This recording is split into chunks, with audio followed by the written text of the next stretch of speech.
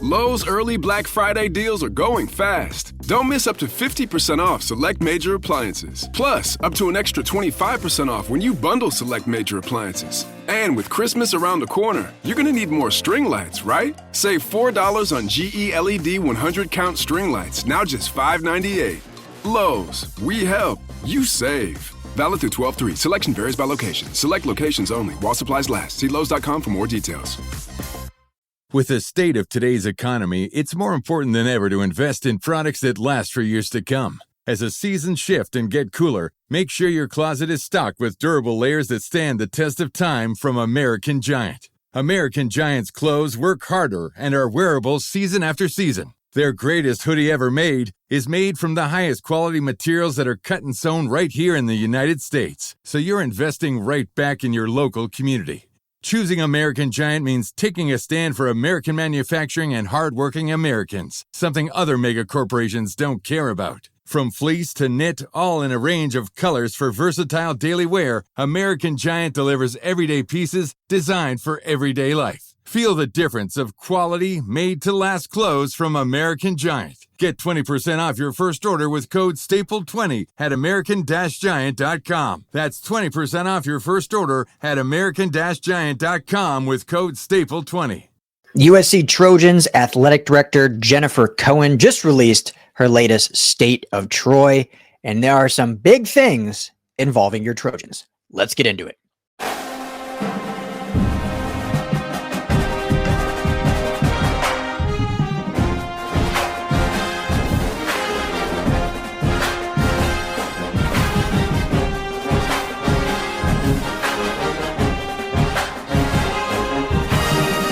All right, what's going on, Trojan family? Welcome to the USC LAFB show here on the LAFB network.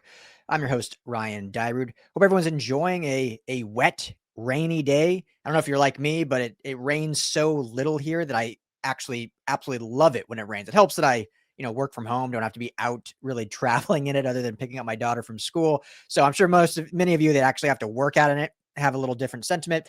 But it's good to get some water and, keep our everything green and fresh. So hope everyone's doing well out there. Thank you everyone that tuned in last night for the call-in show with Tim and Madman. Looked like it was a great show. So thank you for those that called in and continue making that, a part of your evening. I know we've had some scheduling stuff, so it's been Wednesdays usually, and then it's been Thursdays the last 2 weeks.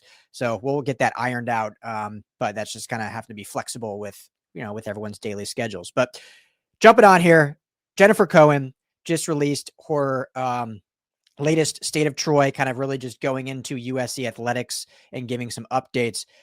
There was some fire in this. I thought there was some good stuff. Usually there's like some good updates, little things here and there about, the Trojan Athletic Fund and maybe some fundraising and obviously the athletic facility. But she dove into two of kind of the core topics with USC athletics and specifically USC football in regards to what I just talked about yesterday. And also Tim and Madman talked about on the live show, this kind of Big Ten enterprises investment from USC Investments, $2.4 billion, and kind of where USC sits as they're being with Michigan kind of against the proposal. So she kind of dove right into that. And then also didn't specifically say it, but we all know, referencing out of conference play and specifically playing Notre Dame as the rivalry moving forward. So I'm just going to put up her words. We'll read it. We'll dive into it. Drop your comments below on your thoughts. I'm going to be honest. I thought it was great. I thought she came out and was just poignant. And obviously this is written, not necessarily on a microphone, but was just very direct of like, this is what we believe. This is what we are doing moving forward. And, hate us because you ain't us, right? Like it or love it, but this is what we're doing. So let's get into it. And for those on mobile, I apologize. This will probably be, the next one will be even smaller. So it'll be a little hard for you to read, but obviously I will read it here and kind of break it down. So in regards to the Big Ten enterprises, quoting Jennifer Cohen from her written newsletter here, in recent weeks, there has been much reporting around USC's position regarding an investment deal proposed by the Big Ten. This deal proposes, 1, create a new commercial entity, which is Big Ten Enterprises that I talked about yesterday, supporting the conference. 2, extend members, which would be the teams, grants of rights an additional 10 years to 2046. 3, provide 10% equity in Big Ten enterprises to an investor for $2.4 billion, which will be unevenly distributed to members and create a tiered revenue distribution system moving forward. So if anyone has questions about the deal, I broke it all down yesterday. You can find the video just below here, or I'll link it in the description too, so it's easy, but really kind of dive into piece by piece what it is. But for those that didn't know, essentially UC Investments, which is a public nonprofit fund, is looking to invest $2.4 billion into this Big Ten enterprises. So not necessarily the overall Big Ten conference, but the subsidy of Big Ten, which is going to handle media and different things like that. And then the $2.4 billion initial investment is tiered with Ohio State, Michigan, and Penn State at the top, USC and Oregon in the second tier, and then everyone else below that. So already weird. And then secondly, the revenue distribution of that 10% is tiered as well, meaning some schools give more than others. Continuing on with her statement.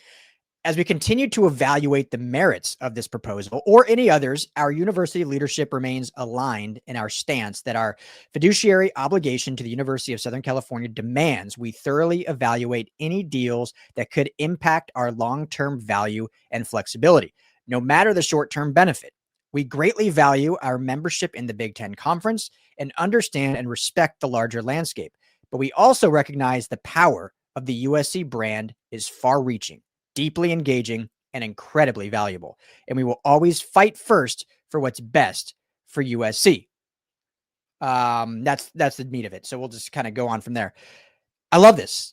I mean, really kind of what I talked about is, there are some benefits to this deal. And I think the more you kind of look at it from a holistic Big Ten approach, you can see how a little bit the Big Ten is, thinking forward of like, okay, this infusion of money, this is a partnership that could also help with media rights down the line. We get, yada, yada, yada, go down the line of what it valuation it does.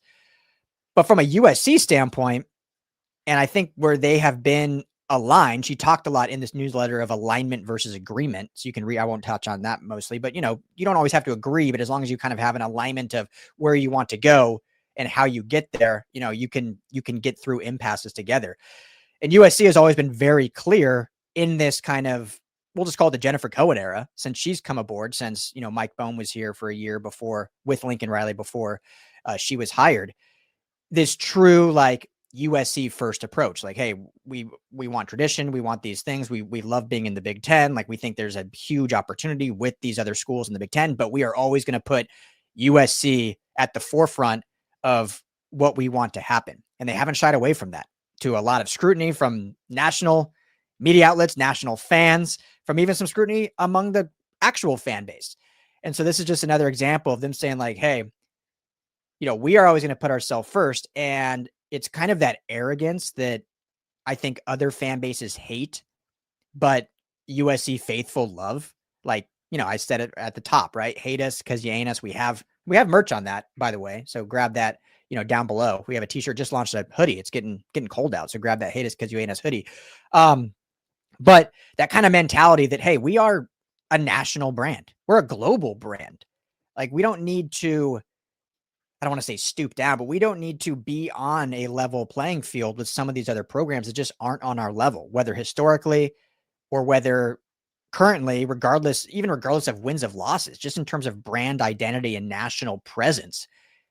Like the fact that USC is they have it tiered below Ohio State, Penn State, and Michigan is laughable. I mean, it really is like a slap in the face. And, I haven't talked to Tony Petitti, commissioner of the Big Ten, or any of the board, obviously. And I don't know how many have actually spoken with them, but I'm curious what like the thought process was. Like if, let's just say, no matter what, you had to do a tiered approach. Like you didn't want it to be all 18 teams making equal and giving equal. There had to be a tiered approach because, certain schools do bring in a lot more revenue than other schools. It's a fact of life. But I wonder what went into the thinking of USC not being in that top tier. And I don't know, exactly what the TV right. Obviously a USC was and UCLA and Washington and Oregon, were a later player into the media rights deal. But just moving forward, how you don't think like, yeah, USC is one of our biggest brands in our conference. Like we can't tier them down. Like in my opinion, it should be Ohio State, Michigan, USC at the top.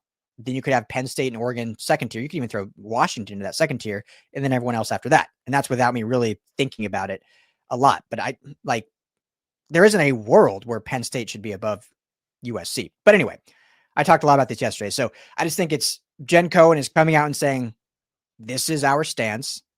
And she didn't give exact financial figures, but you can just kind of tell reading between the lines of hey, if this deal is not going to benefit USC more than others, we don't got to do it.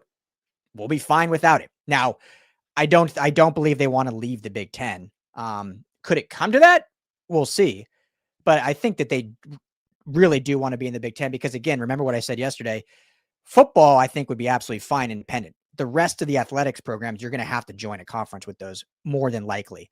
And so do you do a thing where football leaves the Big Ten, but the rest stay? Or do you then have to join a whole nother conference for other programs? So it causes a lot of, all in all, you want to stay in the Big Ten. I think there's a ton of power in the Big Ten conference. But Jen Cohen is saying, we got to do what's best for us. We're not a second tier team. Point blank, we're not a second tier team. So, yeah, good stuff there from Jen. Before we move on to Notre Dame, which I think I love what she says, but let's talk real quickly about our friends over at Sleeper, the #1 sports app today. Go to the App Store or Google Play on Android. Download the Sleeper app, spelled just how it sounds, Sleeper, if I can spell correctly. When you go to make your first deposit, which if you want to play the daily fantasy, which is tons of fun, you just choose 2 to 8 players across any sport, any league, and just choose more or less. So on this Iowa game, Jaden Mayaba, more or less how many passing yards, more or less touchdowns. So when you go to make that first deposit, make sure you use our promo code USCLAFB.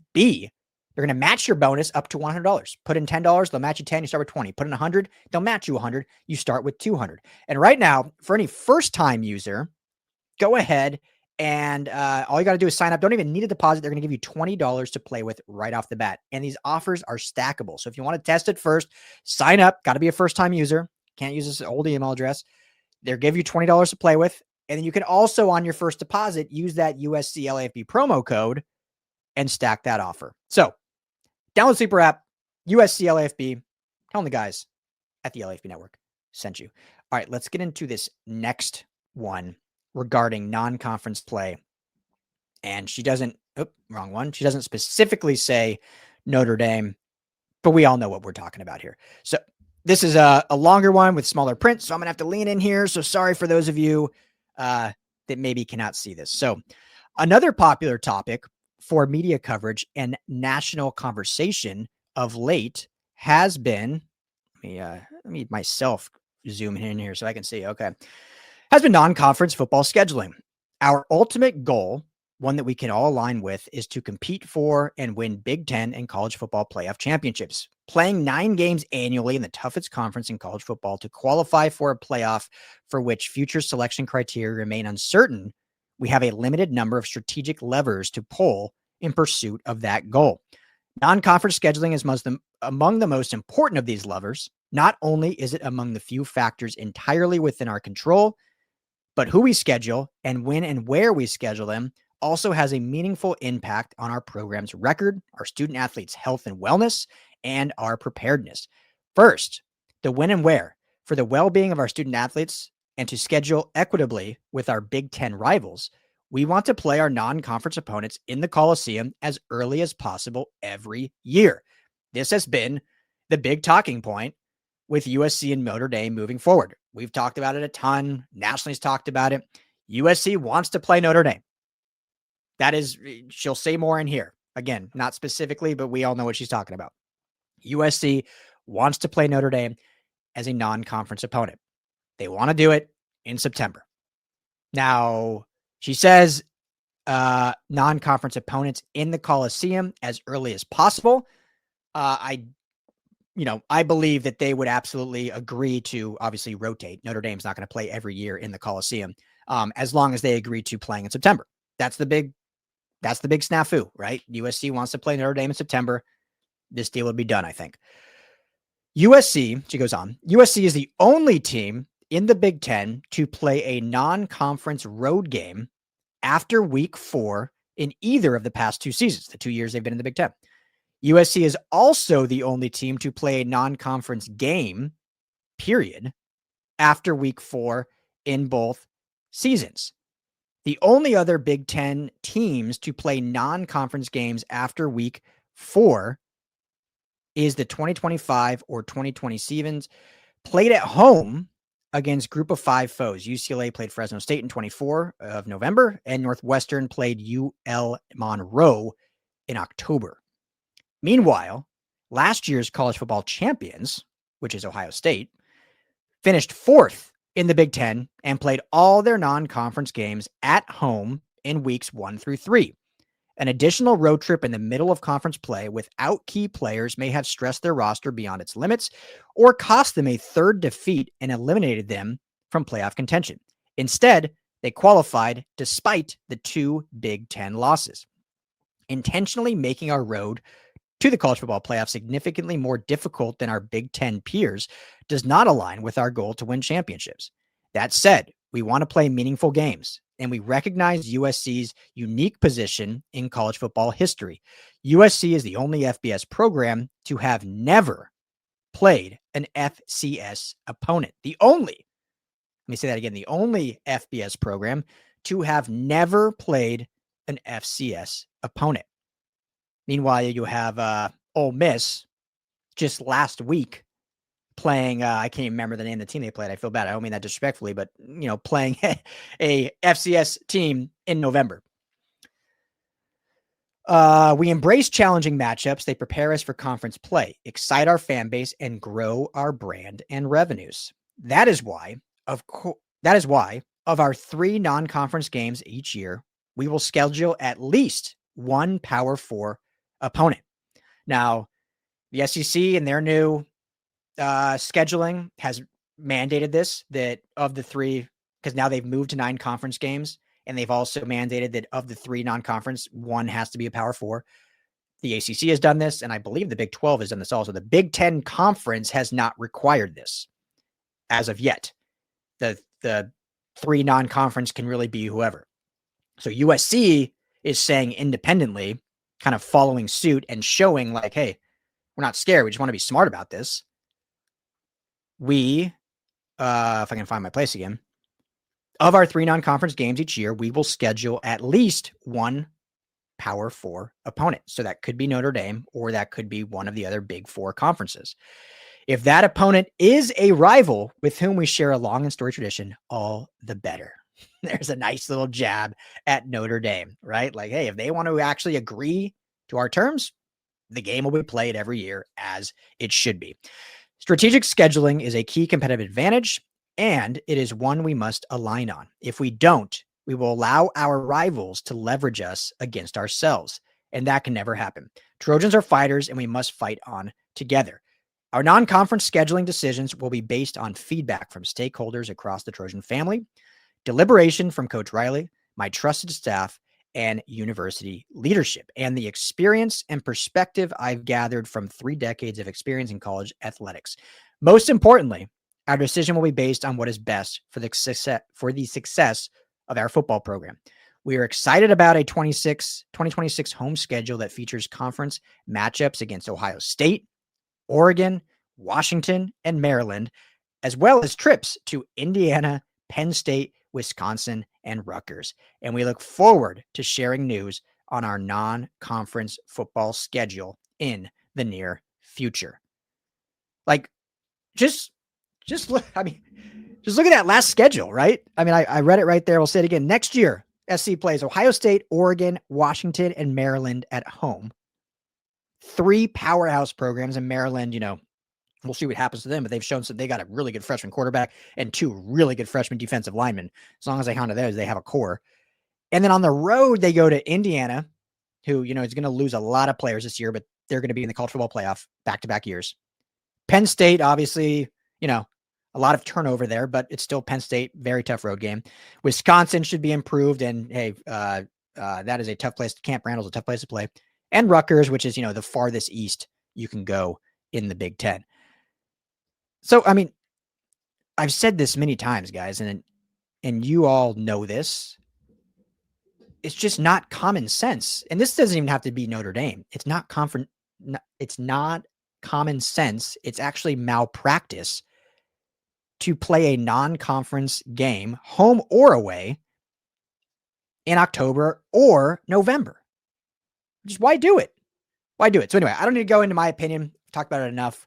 But just wanted to jump on here because I loved the poignancy, the direction, the fire that Jen Cohen displayed in this State of Troy newsletter. Like, I know it's written editorial copy, but you can see a direct response to all of the reporting or bad reporting or criticism, all of it, just saying, this is what we're doing.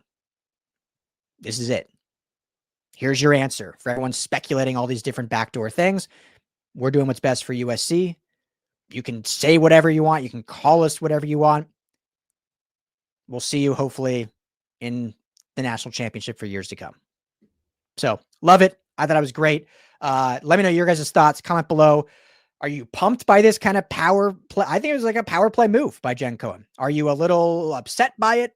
Just let me know what you guys think in the comments below. Please hit that like and subscribe button. Helps us out a ton. That's all we really ask for you to do. It's totally free. If you do want to support us, monetarily, you can become a member right here on the USC LAFB channel, or head over to LAFBnetwork.com and go to subscribe, and you can become a community member there with access to everything we have on the site there, plus some merchandise discounts. Check out our USC message board. We're going to continue trying to grow that. I'm going to continue pushing it. We'll have intel, especially recruiting, on there throughout the offseason. So thank you, family. I'll be back later tonight with a little recruiting update. I'm trying to do a recruiting update once or twice daily. So let's keep the momentum there. And hey, Iowa tomorrow, baby, 12:30 p.m. kickoff time. Can't wait to see you all at the Call-In for what should be a fantastic game between your USC Trojans and the Iowa Hawkeyes. As always, family, fight on.